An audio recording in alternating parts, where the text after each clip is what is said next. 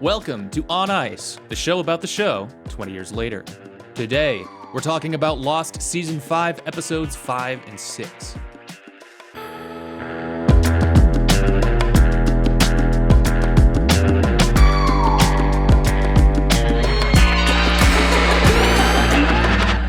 I'm Will, also here is Ben, and you can watch full video episodes of the podcast on YouTube. Ben and I also release a bonus hangout show that can be found every week at patreon.com/Dr. Skeleton. Ben, this batch of episodes 5 and 6, it's a certified MASH hit. I'm saying they were bangers. Oh, okay. I thought you were talking about MASH, the old television show. Nope. That's what we're Not gonna that do. what That's I was we're gonna actually do talking next. about makes any more sense. Yeah, we're going to do every episode of MASH. I Every assume there were a episode lot of of them. I don't know MASH. anything about it. Yeah, probably. Korean War, I think. Takes place during the Korean War, maybe. Good for them, or I'm sorry that happened to them, I think. Yeah. On the whole. No, I really like the episodes that we watched for today's episode. I like them. Good stuff. I like them a lot too, and I gotta hold my tongue. There's a lot of stuff that happened during this episode that I've been telling myself I'm not going to talk about, but I really want to Okay. talk about. There are a lot of, it's my thing. There were planes. There was a plane. They had to, don't want to get ahead of myself, but there was another plane crash like Yes. the first episode, and Yes. there's so many tempting things to say about that. So many. But I'm going to hold off on it. I'm not going to say Okay. it, folks. I'm not going to say it. I'm not going to say it. I'm going to say it. I'm going gonna to say it. I might say it. I won't make the same promise. I probably might say it. Yeah, I probably might say it. We're going to say it. Welcome to the show. We're going to say it. I have a feeling that I thought you were saying that like you're holding your tongue because you don't want to give anything away, because I do actually kind of feel like these episodes I feel like they hit pretty hard on a rewatch. For some reason, especially You're guessing that. I'm guessing, right? Okay. Because I have. I But mean, I thought they that- hit really hard on first watch, but I bet they're even more fun. I would say I go through lots of phases, like blackout periods of my memory of the show.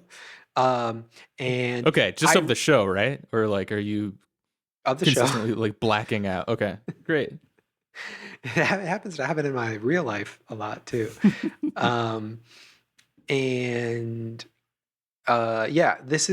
This is something that I remember. These are like ones that I remember. The last couple episodes, there have definitely been a lot of things that like I didn't quite remember, like with the time jumping stuff. Like I remember it in very broad strokes, but I didn't remember a lot of like the scenes and specific things that Sure. were said and tiny little events and stuff like that. But I remembered this pretty well. I don't know if I would say like I'm like, whoa, you gotta finish this show and start all over so that you can watch these episodes for a second time. But maybe, I don't know. They were good. They were good episodes. They were good episodes. Let's just jump into it. Quit beating around the bush. Let's talk about season 5, episode 5.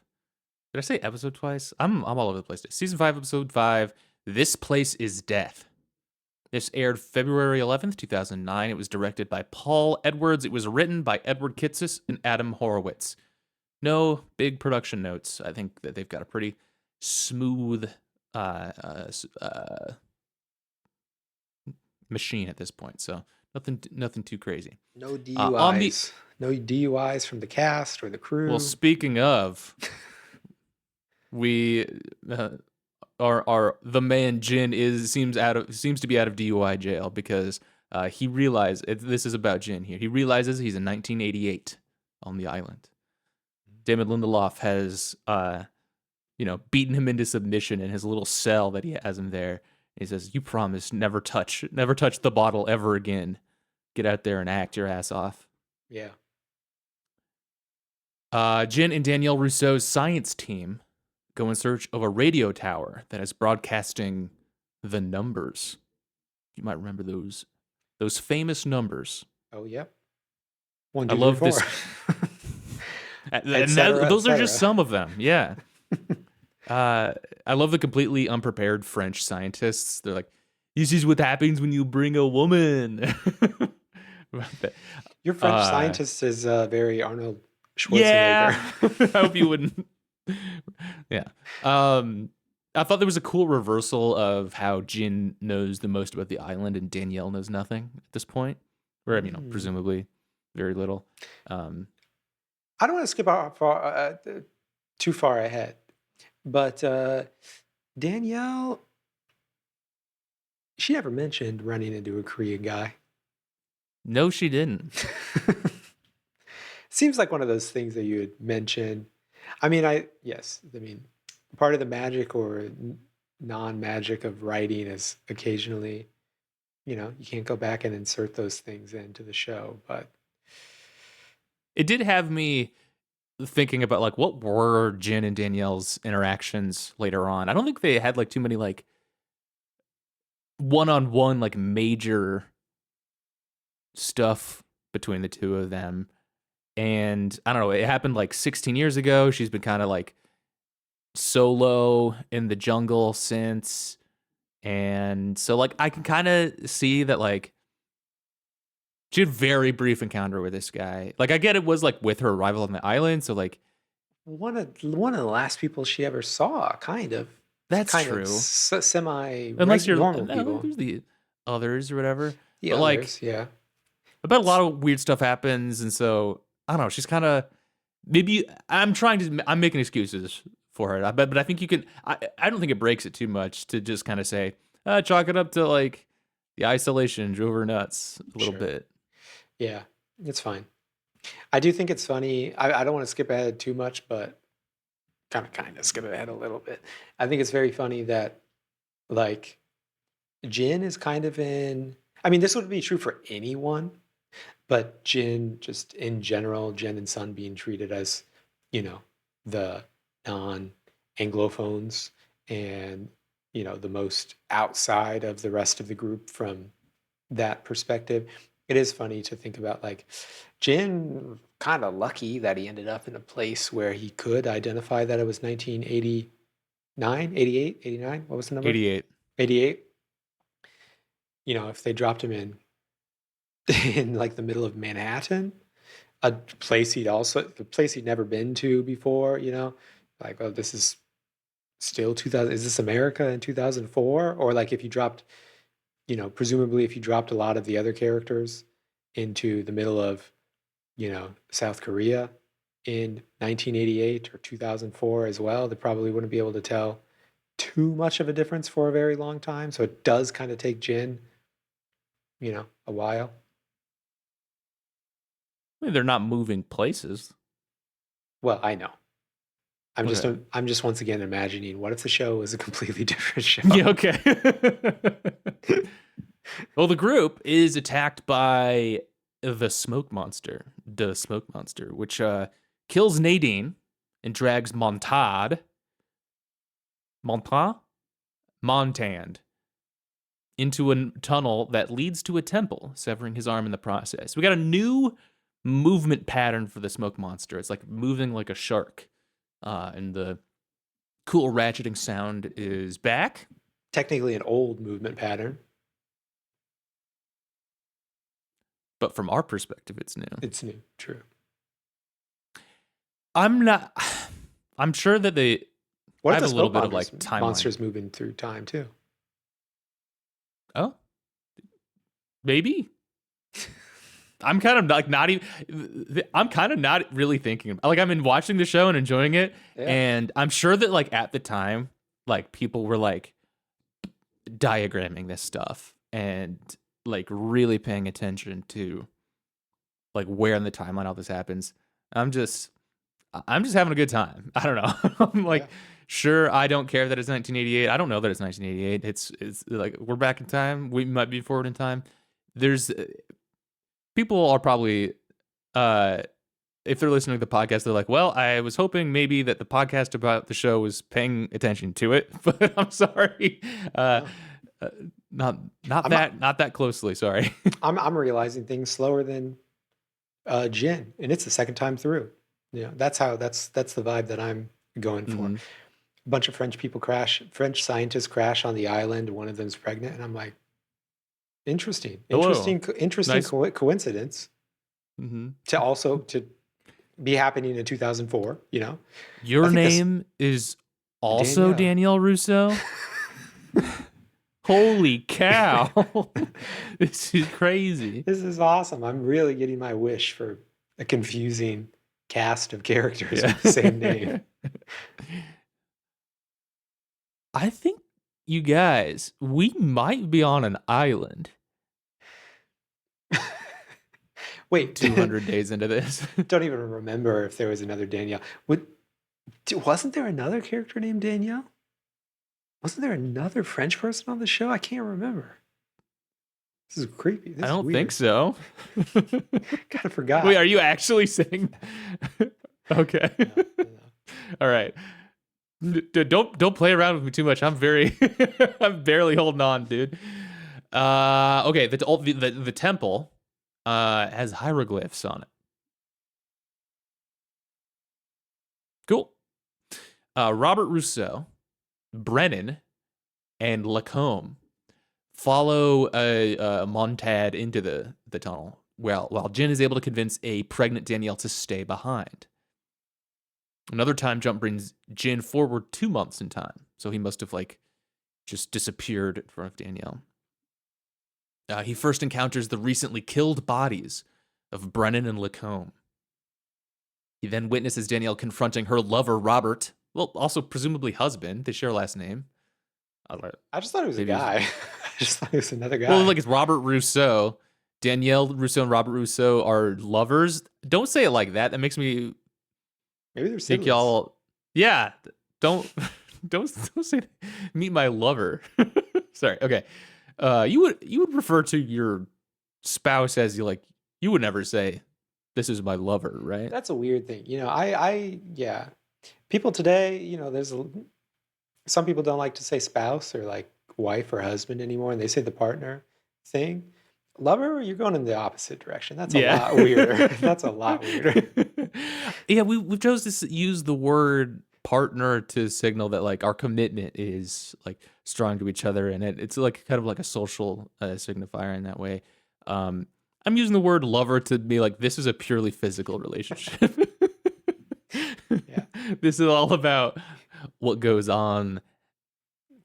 It's to signify to the Sexually. outside world that we're a bunch of freaks. Yeah, we're a bunch of damn freaks. So Danielle confronts her lover, Robert, because she believes that the rest of the team became infected while inside the temple.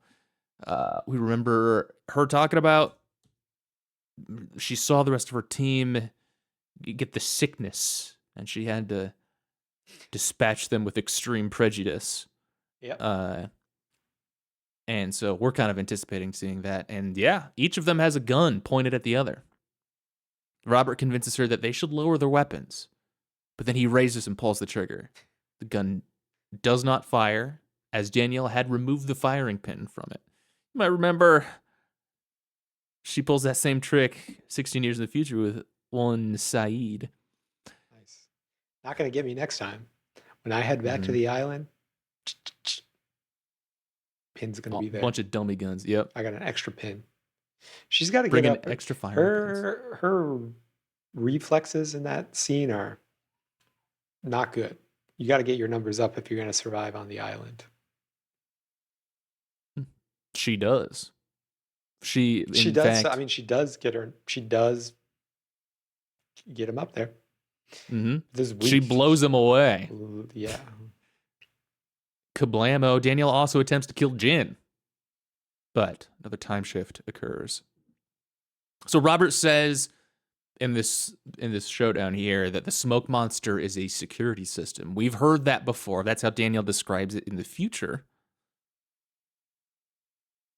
We don't really know what happened there, though. How would he know that it's a security system. I'm interested to see more what this is all about. Yeah. Being a little weird about. He's got a little crypto bro vibe about him. Don't tell me that I don't understand the smoke monster, you know? Don't tell me that I don't understand the crypto stuff. I get it. Mansplaining the smoke monster. They both fucking suck, and I can see that with my own eyes. Jin is reunited with the other survivors: Sawyer, Locke, Juliet, Miles, Charlotte, and Daniel. The group is on their way to the Dharma Initiative's Orchid Station, where Locke believes he can find a way to leave the island in his attempt to bring the Oceanic Six back to the island. This is maybe a little bit tenuous. Daniel says, "It does make empirical sense that if this is where it started, then this is where it will end." I don't know if that does make empirical sense. I don't think it follows. Yeah. I get it. I think it makes me. What's the word for like? It sounds logical, but isn't. I should know that. It's poetic, maybe. Yeah. Poetry logic. Mm-hmm. Get your fucking poetry logic out of here, science man. I get this a lot as like, you know, video producer. Clients will give corporate clients have really funny feedback for it. Like the first shot is of a cup of water, so the second shot should be of a cup of water. And if the first two shots, if it starts with a shot of a cup of water, the last shot should be a cup of water. The stuff that you just say it like it makes sense. Like there's not like reasons for what you're saying. It's all cups of water. Yeah. One long the logic that gets you to do like, you know, one of those movies like Blue or whatever. That's just it's just the color blue for 60 minutes.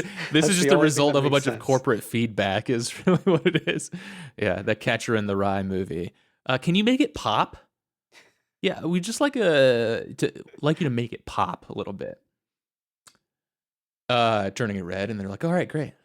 Several time jumps occur, and Charlotte becomes so ill that she must stay behind, with Danielle choosing to stay with her. She's all loopy, man. She's saying all sorts of crazy stuff. Where she's kind of unstuck in time herself, it seems. She tells Jin to keep his wife away from the island, saying, "This place is death." Like kind of a lucid moment, or presumably lucid moment. She tells Locke to look for a well. The Orchid Station is not there. Or, you know, look for the well if the Orchid Station isn't there, because the Orchid Station was built on top of the well or something like that. Later, she confessed to Daniel that she grew up on the island, and that before she left, a man told her never to come back or she would die. She believes Daniel is that man. It's such... I'm not trying to be disrespectful to the actress. Not trying to be mean. But it is such... It's, to me, it seems like very goofy acting. Maybe it's just spot on. I don't know. I don't know how to... Maybe it's just spot on. But she's like... Daniel, as she's like kind of coughing up blood or whatever. Daniel, I think that man was you. It's just very, I don't know. It's just very goofy. It made me laugh out loud very hard.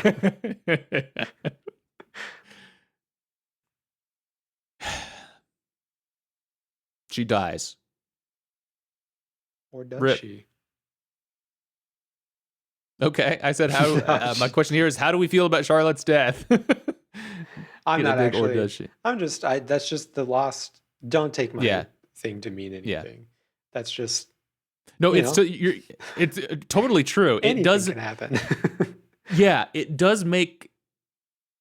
Whatever. I guess I'm still enjoying it and having a great time.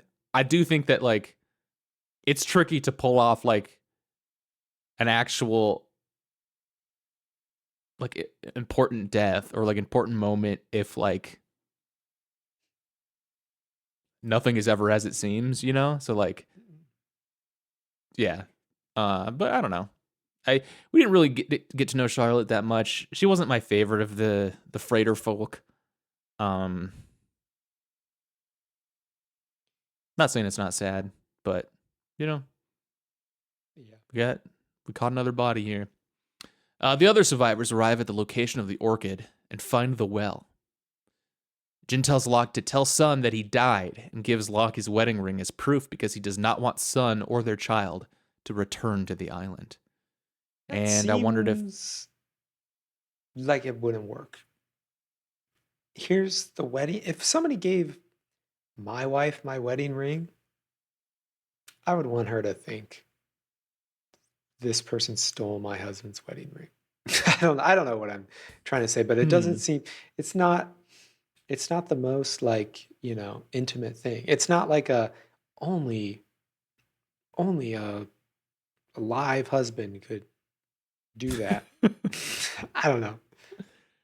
I don't know if I agree with you. I feel like it works, and I wondered if like is Locke actually gonna be telling his first lie here? Is like I was thinking back to that conversation that between him and Ben about like he like I don't know lied to Hurley to get him to stay with him, and Locke was like, "No, I'm not like you." He actually was saying you can leave, but then I think that the next line or whatever it was that he said like he's like I can't promise that she won't find me, and I'd be like okay I guess is he trying to like loophole himself into this, but he didn't need to bring that up because maybe he was gonna go like stand outside of our apartment building and be like, oh, but she found me, until she just like technically she sees him first and addresses him first. But no, I think he was being earnest with the promise there. Okay. While descending the well, another flash occurs and Locke falls and injures his leg, resulting in an open fracture. More leg trauma for John Locke. Arriving in the frozen chamber with the wheel that Ben used to move the island, Jack's deceased father. Why does he fall? Because while he's descending in the well, holding on to the rope, the time changes, and then it like flashes to a different time where there isn't the well anymore. Like it's built over. So like it's great. The rope is like split. Stuck. Yeah. It's great like sixth grader logic, which is how I view. Yeah, it's very satisfying. The lens through which I view all of everything in my life in this show, where I'm like, but what if they went through a time jump and they were in the air? What would happen then? Would they fall?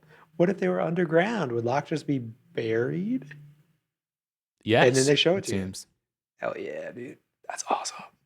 It is awesome.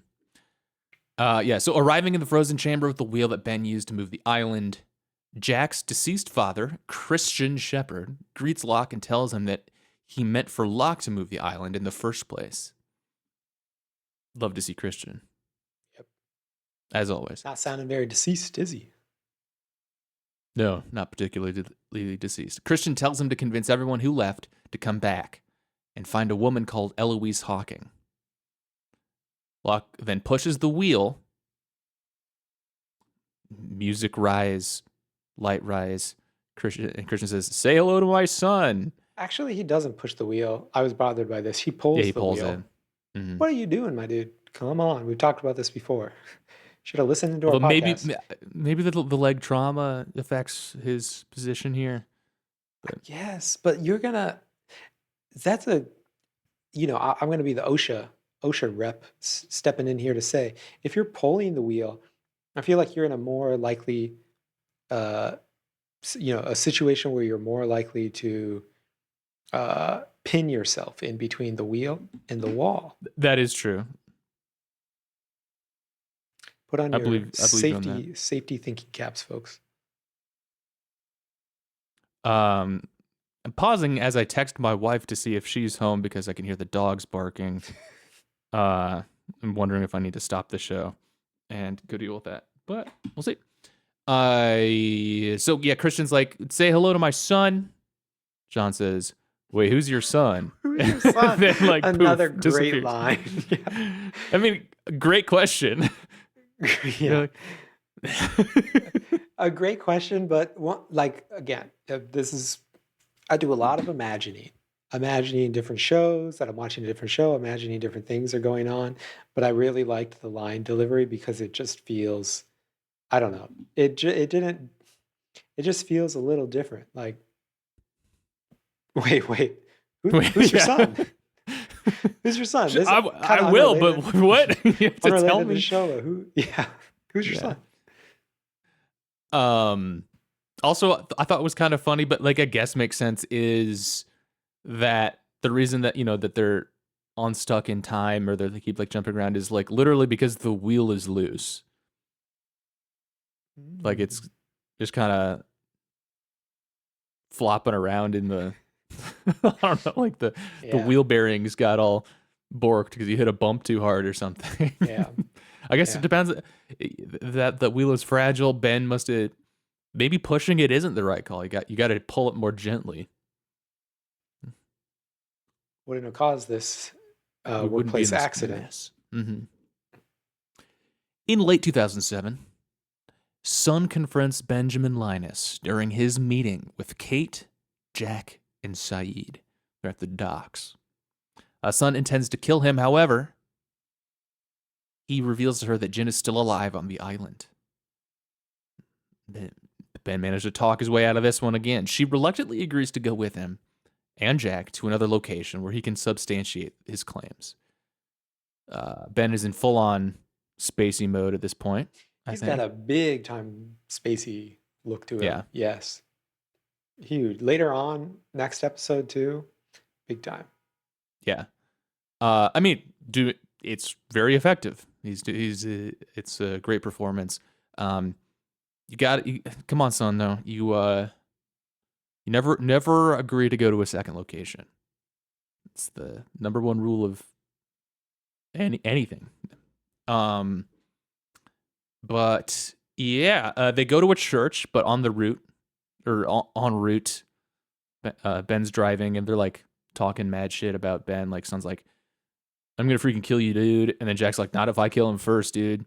And Ben just like he does a full like I'll turn this car around, god damn it moment. He like slams the brakes. He's Yeah. like, if you people knew how much I was doing for you, you would shut the fuck up. Which I thought that was a really funny moment. Yeah, Ben shows son Jin's wedding ring, which Ben took from Locke, is proof that Jin is alive. One Desmond Hume arrives at the church in his search for Daniel Faraday's mother. His mother turns out to be Eloise Hawking, which like we knew or like we like put it. I don't know why it's played for such a reveal. I think it's Like a reveal to the characters though. sure, But I agree with okay, you. It's not really a yeah, reveal to us, and it is kind of played up. yeah. It's like it's played as a non-diegetic reveal as well. Sure. But yeah, That's true. Yeah. Who Desmond met when time traveling, oh so many seasons ago. The four go inside the church where Eloise is disappointed that Ben did not bring along the rest of the Oceanic Six. She's got a real evil Elon Musk mom vibe. That's an interesting take. I guess I don't really. I'm kind of neutral on. I'm not getting necessarily evil vibes from her. But I mean, which is probably incorrect. She's like wandering around in like a robe, like doing casting like digi spells She's and stuff. not So I should. she's not as really as evil as his real life mom, but it's still the vibe is very similar. I mean, they have a very similar look too. But Yeah. yeah, she's kind of goofy. Another thing she reminds me of is like a witch in like a Disney Yeah. Channel movie or something like that. Yeah. Mm-hmm. How'd you get that? How'd you get that church lease? You know, what's this church that's letting you do weird computer stuff in their basement? Kind of that had a kind of a John Woo vibe later on as well. People hanging out in an empty church upstairs while they're doing a Mm-hmm. criminal stuff in the basement. Yeah, I guess I'm just sort of surprised that like this show would dare to take on some sort of like religious symbolism or locations. That's kind of new for the for Lindelof and Company. Great episode. I love it whenever Christian shows up. That's automatic. Point booster. Yeah, excellent episode. This is a 5 for me. Oh, interesting. It's a 4. It's a 4 for me, but I like it a lot. You had to go 5 for 5 though. This episode of Lost on Ice is brought to you by Ben and I. Thanks for listening to the podcast, everyone. Please consider subscribing to the YouTube channel. Tell a friend about the show, and, maybe visit us over on Patreon. Patreon.com/Dr. Skeleton. See you there. Let us talk about Season 5, Episode 6, 316. Oh, gosh. Wait, finally now? Lindelof is going to tackle the religious themes? Okay. Interesting. Aired February 18th, 2009, directed by Stephen Williams. It was written by Damon Lindelof and Carlton Cuse. Jack Shephard wakes up in the middle of the island. Whoa, dude. It's sort of like what happened at the beginning of the show. For a second, I was wondering if I was watching the beginning of the show. But he hears screaming, and he finds Hurley and Kate in a lake. Like jumps down, saves Hurley from drowning. He's got like a guitar case. And like Kate is laying on the side of the lake, resuscitates her. They're fine. They realize they've come, that they've returned to the island. It's cool that they're back. I was all about it. I'm excited. Yeah. This is cool. Let's go. Jack's acting fast. Kind of speaking of vibes, with Tom Cruise in that Edge of Tomorrow movie, That'd be cool. To just crash on it. go back to the first episode and kind of crash on the island and just immediately spring up and be like, fuck this. I gotta go do this. Running deep into the island. Yeah. Everyone looking at you like, what is up with that guy? It seems like I thought that's where this was headed. I did think it was going to be like, Edge of Tomorrow time loop style thing. Yeah. But yeah. 46 hours earlier, Eloise Hawking receives Jack, Desmond, Son, and Ben in a church. The church that we saw in the last episode. She takes them to a Dharma Initiative station underneath the church called the Lamp Post, which is used by Dharma to find the island. Since the island is constantly moving, they developed a way to predict where it will be at a given time.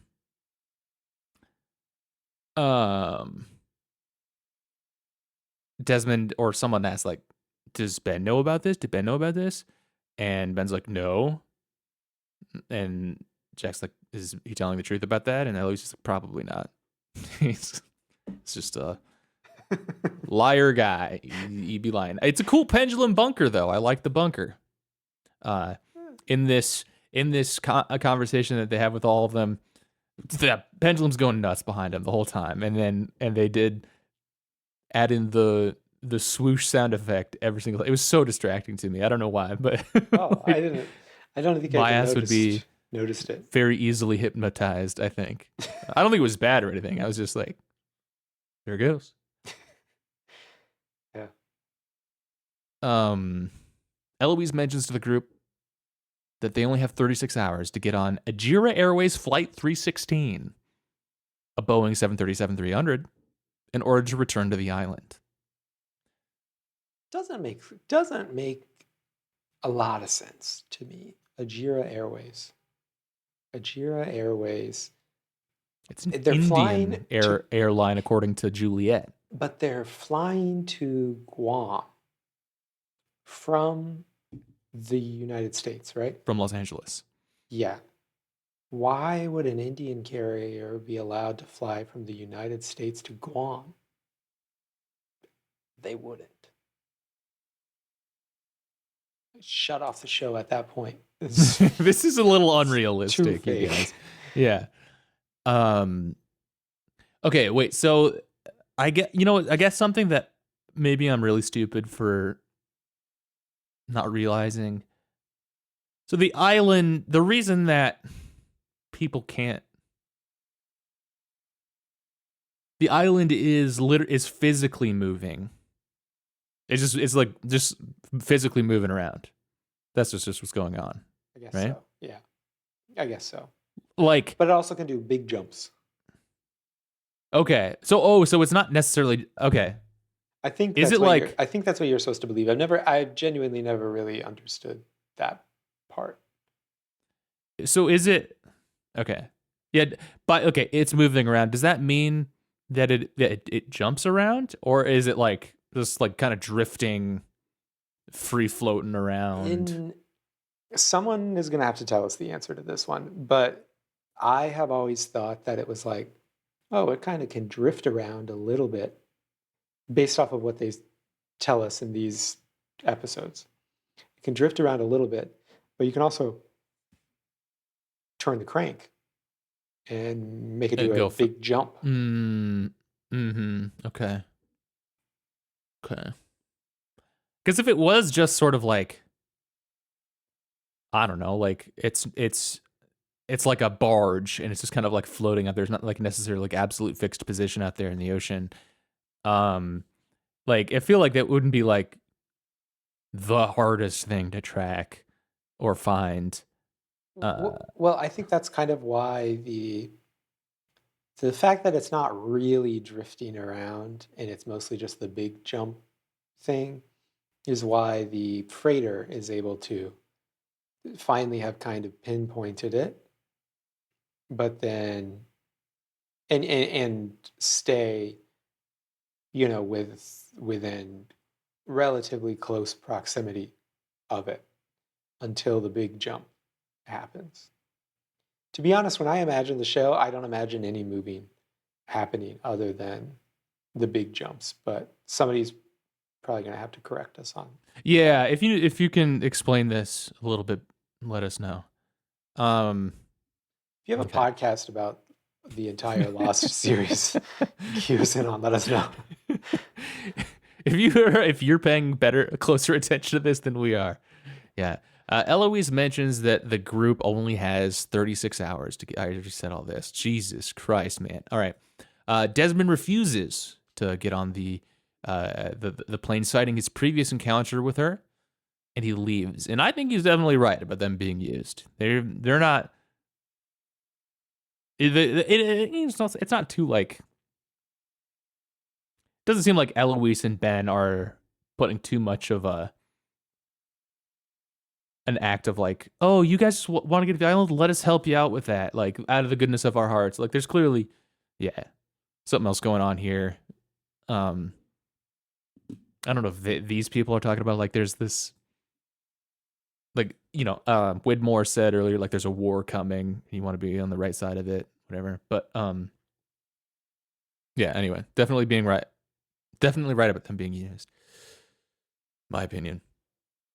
Eloise then tells Jack in private that he must bring something that belonged to his father, Christian Shepherd, with him on the flight, and also give him John Locke's suicide note. Jack says, "Why would he kill himself?" And Eloise says, "There are many reasons, I'm sure." Like, I was thinking, what the fuck? Yeah, he was kind of a really loser. mean. He's Yeah. kind of a loser on top of all this other stuff. Yeah. Yeah. He was being God, he's hunted like- by the government for It's like ugly, stupid, like yeah. no one liked him. What were the reasons that he Stinky. shouldn't have? Yeah, it's like, God. Failure. Yeah. And then upstairs, Ben gives a monologue to Jack about Thomas the Apostle with his lav mic visible in the center of his chest. That was a nice little touch. Yeah. This was the very John Woo church feel to me. But yeah. That evening, Jack gets a call informing him that his grandfather, Ray, has attempted to escape his nursing home. Ray is played by actor Raymond Barry. If I got cast in something and the character's name happened to be Will, I would request that, like, could we change the character's name just so it doesn't seem like you made it my real name so it's easier for me? Like, I always get that. Like, oh, it's gonna be easier for him if we just call him Will. Well, I'm an actor. I could deal with a different name. Cast you on Law and Order SVU for like a 2-part series, and yes, the child abuser at Yeah. the center of the story. His name is exactly your name. Yeah. Now we First, really, last. it's a good. Look, we have to it's a come good up with name. a social security number too. Just happens to be mine. Like, I wish, what if we could? I feel bad. I was for- thinking that the character would really have a different last name and social security number at the very least. I've been thinking a lot about this character. They were thinking that it'd pretty much be the exact same as you, and just go out there and be yourself. Oh, you're a natural. You're a natural. I feel really bad for flip side of that. I feel really bad for it happening to like an old guy too, because if you come on set, you might be thinking like, oh yeah, actually, Will, it's just your name. You just got to go out there and be yourself today, okay, buddy? Just you're doing a great job, and you'd be like, I'm 60. I'm not that old yet, Yeah. I, And he wasn't. He's like you can give me not another that name. much older. Yeah. Yeah, you can give me another name. I'm not. I'm a professional actor. You know what I mean? No, just it's okay. You're doing you perfect. You'd already hit up makeup? People are whispering to your like handler. Do you think he can remember that? Do you think he can remember that? It's Will. It's Hi, Will. Raymond. Thank you for being here. It's like, I'm 59 and Does he need a bathroom break? Does he do those? Do we need somebody want to check on that? Does someone want to pre-chew his crafty? Yeah. But Lindelof really took another run at everything with The Leftovers. For a minute, like, I straight up thought Ray was played by Scott Glenn. There's a very like similar relationship that characters have in that show too. I'm really enjoying like just how like directly a lot of this stuff shows up again in The Leftovers. It actually makes me very happy. Like, I'm glad that he didn't feel too self-conscious about taking another run at things or just using the same things again. I don't know. Because it works. Jack is really weathering his pill withdrawal very well, I think. Sure. He seems to have given up the pills and is totally fine. Yeah, I mean, it's hard to measure exactly, but I did notice that as well. But yeah, he's doing a good job. Maybe they just teach you that in doctor school, how to get through withdrawal. Tough it up. Yeah. Yeah. Easily. Mm-hmm. Zoe was telling me she watched the Love Is Blind in Minneapolis, and some guy on it was trying to tell like a sob story about his past, and one of the difficult things that he overcame was that for a while he had an ibuprofen dependency. Nice. Very funny. More people were clowning on him for that. Like a Mormon guy telling you about his dark years of drinking Mountain Dew. Right. Not even the diet stuff, man. Like full strength soda. Whoa, that's hardcore. Nice. Raymond is attempted to escape the nursing home. The next day, Jack goes to the home and finds an old pair of Christian's shoes and decides to take them with him. Ooh, Jack's feet stop coming back with a vengeance. Oh, hold on. My dad's shoes. Are these my dad's? He also says it in a weird way too. He's like, "These shoes, can I take them? Or can I have them?" Something like that. Later, Jack returns to his apartment where he finds Kate waiting for him in his bed. Very weird. He asks her where her adoptive son Aaron is, but Kate tells Jack that if he wants to get back to the island, he must never ask her about Aaron. They then kiss passionately and fall into bed. I'm throwing up a big timeout here. I'm thinking Jack really has like possibly a legal obligation to press her to make sure that she didn't like drown him or something, right? Like she's acting Yeah. super whack about this, like just like as far as the welfare of the child goes. I just gotta ask, like, I won't ask you specific, like, did you kill him? You're acting really weird. He is a mandatory reporter, but we've addressed this in the first season that there's such thing known as island law. Island law. This stuff happened off. This here is like, yesterday you had the kid, now you don't, and you can't ever ask me about him, and I'm acting insane now. And so, like, all right, well, if you're in my bedroom, I'm not gonna screw this up right now. Doctor-patient confidentiality. I guess, yeah. The next morning, Jack receives a phone call. Okay, this is also funny. In the morning, he very proudly makes coffee, and he tells Kate, like, I made you coffee. It's like, you made a pot of coffee. Okay, like, you don't. How much credit are you expecting to get for? Hey, I made you coffee in like a Mr. Coffee, like drip, drip. Sorry, I don't know.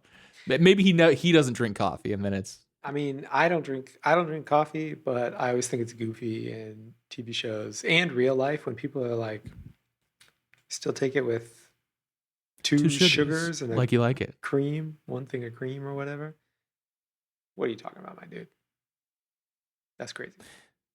It's not. That is nothing. That is nothing. What do you mean? That's not a lot of additives? I don't really know what I don't know. No, I'm just. Okay. I don't really know what my point is here. I'm telling these people, you are nothing. Don't think that you've done anything. Yeah. I don't really know what I'm trying to kind of behavior I'm trying to dissuade. I just don't like hearing that. Don't say that around me. Don't be so smug about it. When people are saying 2 sugars, right? Do they got like cubes? They're talking about sugar cubes. Are they talking like little packets? I'm gonna be like a diner, old guy, old guy substitute teacher in 5th grade. The kind of guy that's like, I got a haircut, and then, one hair. Which one? You take it with 2 sugars and then 2 little crystals or whatever. Yeah. Yeah, 2 sugars, probably two sugar spoonfuls, sugar cubes. Teaspoons? But not a lot of people have sugar cubes, gotta say. Yeah, I don't have sugar cubes. Do you have sugar cubes? No, I mean, I don't drink coffee, but no. I do things with... I think you could do other things with sugar cubes, probably. Spoons. I do things with spoons instead. Yeah, I'm a big spoon guy. Yeah. 2 sugars. It's kind of like... So, look, if you told, like...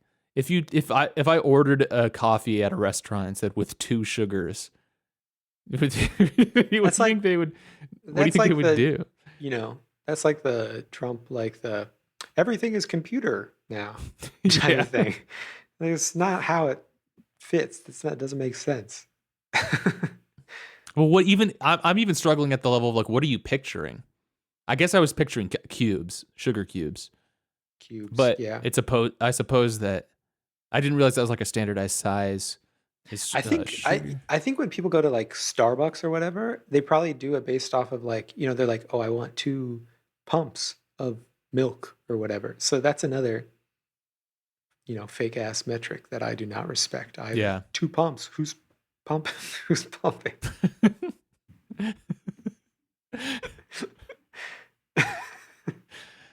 How many pumps of syrup would you like?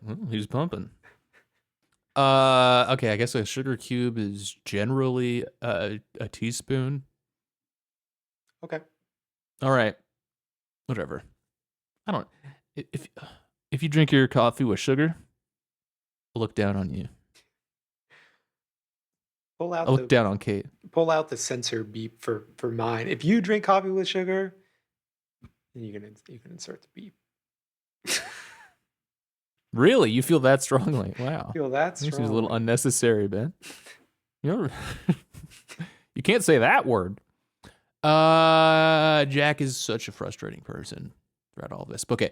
The next morning, Jack receives a phone call from a severely beaten Ben. We don't know really what happened with him, but he's spacey mode, big time. Worse for wear. Yeah. He tells Jack that he must go to a butcher shop and retrieve Locke's dead body. It is kind of fun. Like, I assume we'll like get the backstory in this eventually. Maybe we won't. I almost kind of hope we don't, because like it's kind of funny that You just got Ben beat is up just that day on at film. he's up to his like Ben shit where like he's got butcher shops on call, he's got vans and lawyers working for him, and he's also getting the shit kicked out of him. Like, just kind of he lives a pretty exciting life. You know, it is impressive that Ben does, you know, he's a badass on the island and he's a kind of a badass at home. You know? Yeah. A lot of guys go and be, you know, the cult leader on a cult island, and then they come back Because they can't make Hackett in the real world. and they look like a baby. They look like a wuss Yeah. in the real world. You know, they don't have a butcher on speed dial. But Ben made it happen. Impressive. Yeah. And he uses the opportunity of like being on the mainland to like pull off a variety of fits too. Like That's true too. Yeah. he had like the t-shirt under the jacket look in the church. He actually looked all right, looked pretty good with it. You know, he'll wear like a 3-piece suit when he's in London town. And But Ben's been on the island a long time, so he's got more stuff to catch up on when he comes back too, you know? he's blending right in. He's doing a good job. So Jack does go to the butcher shop. He puts Christian's shoes on Locke's feet in the process.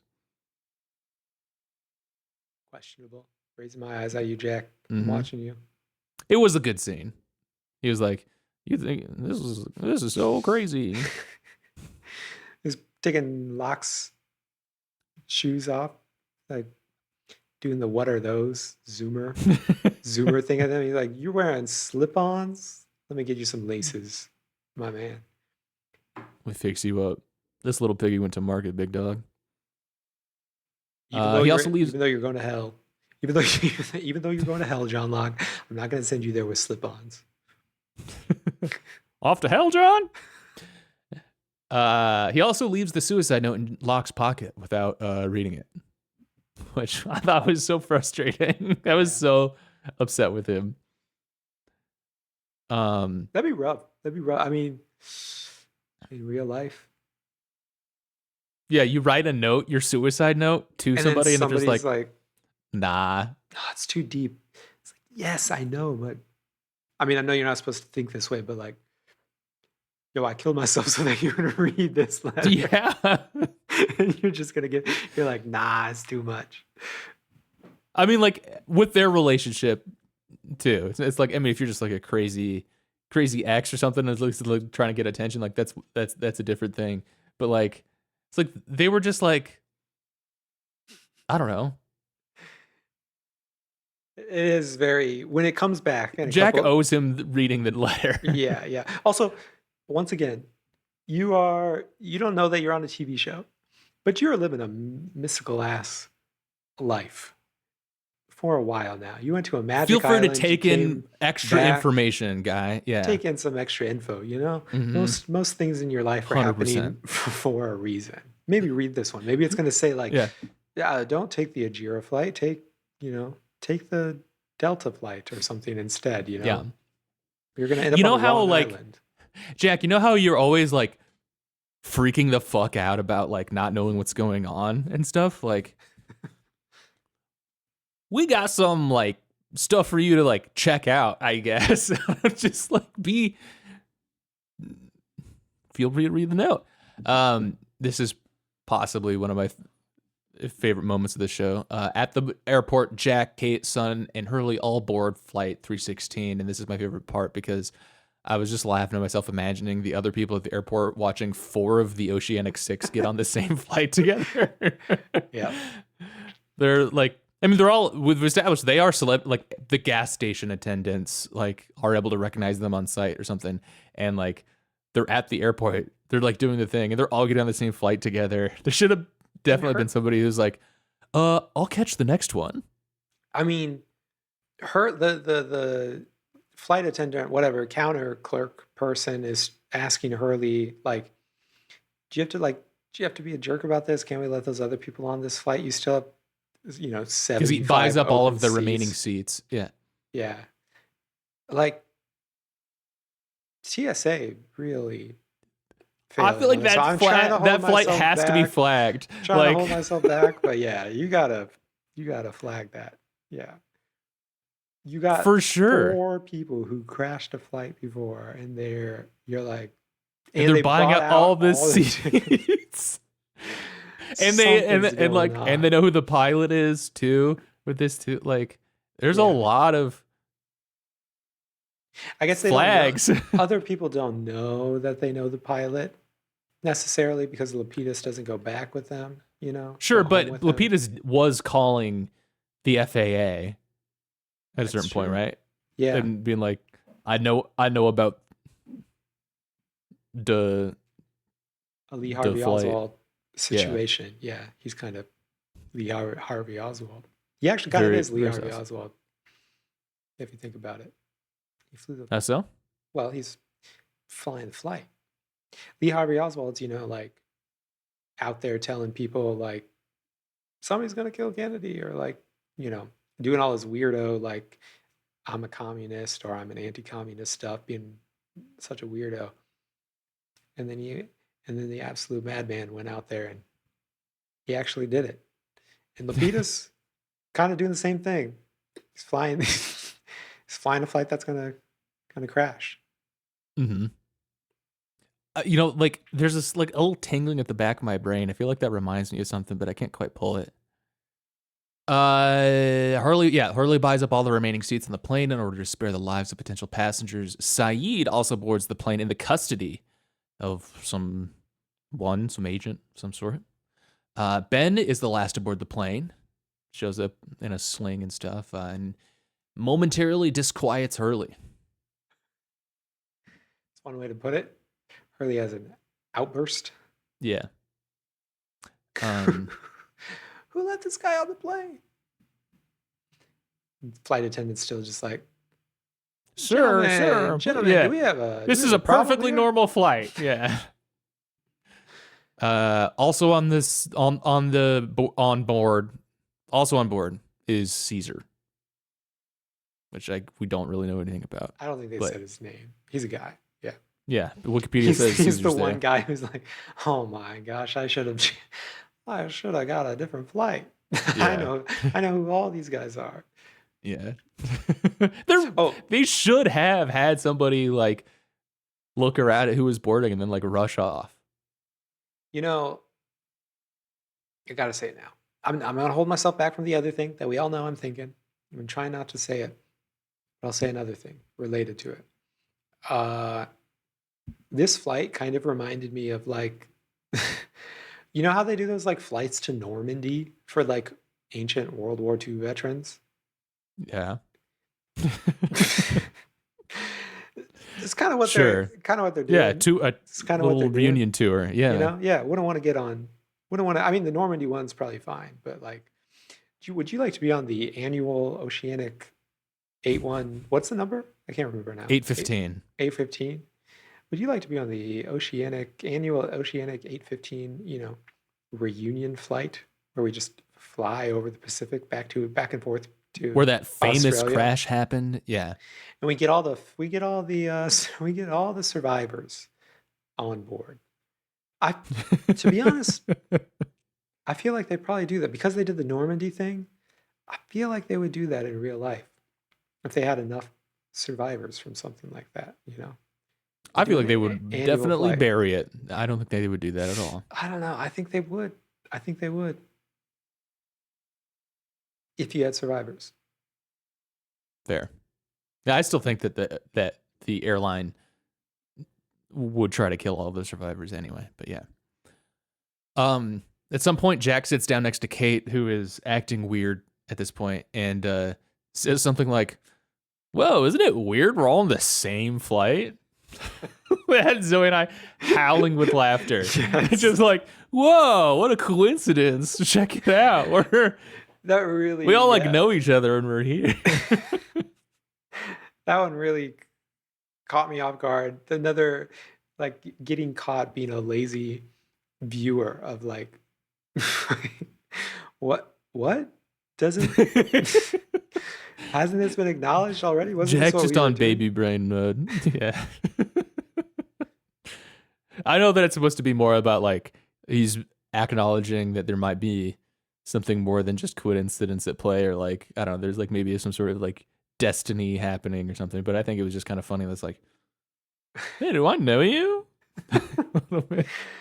Yeah, I mean, I guess the Saeed thing. You can acknowledge the Saeed thing. That also has to, if you're like Saeed's FBI handler or Mhm. whatever, wouldn't you also be like, holy shit, something's going Yeah. on here. This guy, like, 100%. if you're an FBI guy and you're like escorting Saeed back to the United States, arrested, and you pull up like his known associates, like They're all here. they're all, Every single one of them. they're all here, Yeah. the top of the list. Yeah, you are presumably like familiar. Not only are they like celebrities anyway, so everyone recognizes them, but also like, yeah, you're on his case, and so I've like read his file. And it's all so it's just like the parade of suspects coming through, and also one guy who that like they all seem to recognize and is also like beat to shit. And Ben, like, it's the most suspicious batch of passengers you could possibly have on one flight. Yeah. During the flight, Jack hears the captain's voice and realizes that Frank Lapidus is piloting the plane. Now, I'm going to ask for some restraint here, Ben. Jack approaches the cockpit and asks the flight attendant if he can speak to the pilot. And he's told that he can't be near the actually cockpit door says, while it's open. I have to speak to the pilot. I have to speak to the pilot, yes. And she says, like, I can't have you near the cockpit door while it's open. And Jack should have been like, why? What happened? Ben should have said that because you've established That's for true. me before. Yeah, Jack has missed already out on left. Jack has already lived through that. Ben, Yeah. as far as I know, has not, which is what I was referring to before. There might have been some memorials that He knows about it. trying He really knows hard not about to it. say it, but Ben, Mhm. yeah, that's true. Ben does have the Red Sox thing Mhm. on Yeah. tape. Yeah. What? I'm imagining the when they wheel out the TV on the cart on the island. When they learn about that, cool. Whoa. Okay. Oh, can you imagine showing Jack that to show that they have the connection to the outside world? They show him that, and he's like sobbing. What's going on? He probably just wouldn't believe it. Juliet's turning around like, Ben, I told you we should have shown the Red Sox game The Red instead. Sox Why did you have to game, show yeah. him this? Jack greets Frank, who, upon seeing the Oceanic 15 survivors, realizes that they're going back to the island. Well, Jack is also being super suspicious. The flight attendant's like, yeah, can you take your seat because you can't be up here while the door is open. Then Jack goes and sits down in his, like 1B seat. Yeah. And then he Like leans squatting, for- like in like the sprinter on a sprinter's block. 45 Like, degree box cutter at the 45 ready. degree angle, ready to sprint rush. into the cabin as Yeah, soon late- as she opens the door or whatever. Yeah, very very good. And then Ben and Jack have a conversation where Ben lies about his mother teaching him how to read because she obviously died. Ben is reading Ulysses. Conspicuous. He's a smart guy. Sorry, I actually forgot that the mother thing was technically a lie. Yeah. He just be lying for no reason. I'm dummy mindset watching Lost for the first time mode over here, and I did chuckle to myself. You got him, Ben. That was a good joke. Mm-hmm. That was a good joke. It's kind of like a why are you a child? It's because of when I was born kind of line. Yeah. Like How can you read? My mother taught me. This line. But we know that that's not true. Locke's suicide note is removed by the airport staff when checking the casket and is given back to Jack. And he finally reads it. The goofiest pretense for that too. They're like, Mr. Shepard, TSA was. I think you just left this. No, they're like TSA was looking through your bags and they found this inside of your personal items. Here you go. Like, yeah, I found it inside your coffin. I packed it. Those are my. That's my shit. Yes. Hey, sir, we found these. Like handing you a pair of tidy whities. Like, yeah, man. They were packed.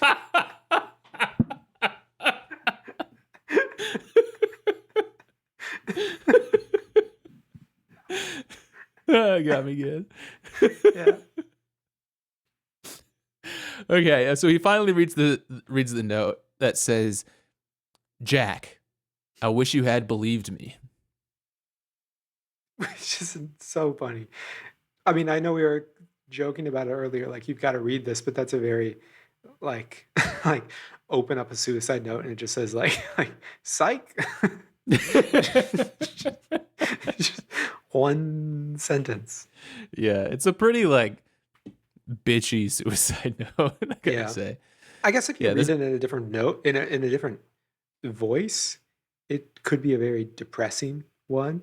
Like, I wish you had believed me, right? You know, I wish you believed me that I was gonna commit suicide or something like that. But from Locke, it's just kind of a petty thing. Like, I told you so. I told you. Yeah, fucking thanks, dude. Told you so, dude. It's too bad you didn't believe me before when I told you all this shit. Mm-hmm. I mean, it's true. I mean, it is like it on it. Okay, yes, it's kind of a goofy suicide note, but to engage with it, like honestly, I do think it is kind of a meaningful thing. Like Locke and Jack just never saw eye to eye about stuff, but they never really got along. There was always this tension and stuff, and like Locke was always trying to get Jack to see things the way he did, and Jack like never. He was just always too stubborn and all of that, and I think it was just like an honest thing. Like there's no like manipulation here. There's no like constructions or anything. There's no like there's nothing actionable from any of this. This is just like an honest like, man, I just wish you believed me, to be honest about it. Yeah. And so I think it was a good note in that way. The 737 hits turbulence, and there's a flash of white light similar to that caused by the time shifts. And like there's the big turbulence, and you know the baggage is falling down, and like the flight attendant's trying to put it up. Nobody seems to like grab her and sit her down or something, because like Jack knows that they're gonna crash. He should probably look at he just let her just like hit the ceiling and stuff. Yeah, thrown around like a rag doll. The flash happens. The first scene replays, following which Jack, Kate, and Hurley are found by Jin, who is driving a Dharma van and wearing a Dharma jumpsuit. And he's got some kind of got the, what do you call it, Jerry curls thing going on. Yeah, he's got a new new haircut. Very cool. One thing that gets me about this episode, no one dressed for the island again. They all knew that there's going to this. They're all wearing like normal street clothes, so nobody brought like a carry-on with hiking boots or something. Well, that would have been too much of a tip-off for TSA compared to all that other I stuff. suppose so. Like they're all wearing helmets and stuff. Like yeah. But I mean, that is a TSA thing, right? That they're like, be suspicious of the people that don't have a return flight and don't really have any luggage with them. Right. I mean, yeah, makes sense.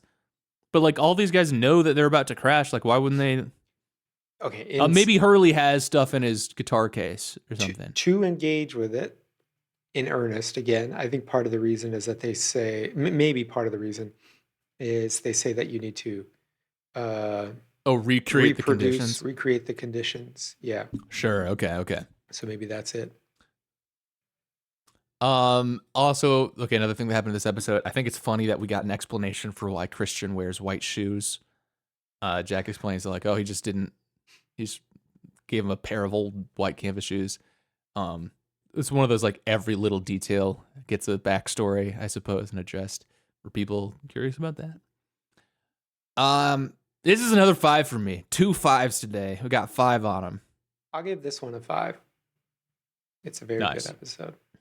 Very, very good. That's it for the show today and this week. If you like the show, want to hear more from Ben and I, consider joining our Patreon. That's patreon.com/Dr. Skeleton. And right into the show, drskeletonsartschool@gmail.com. Explain the show to us. We don't get it. Or comment down below. Next week, we are watching Season 5, Episodes 7 and 8.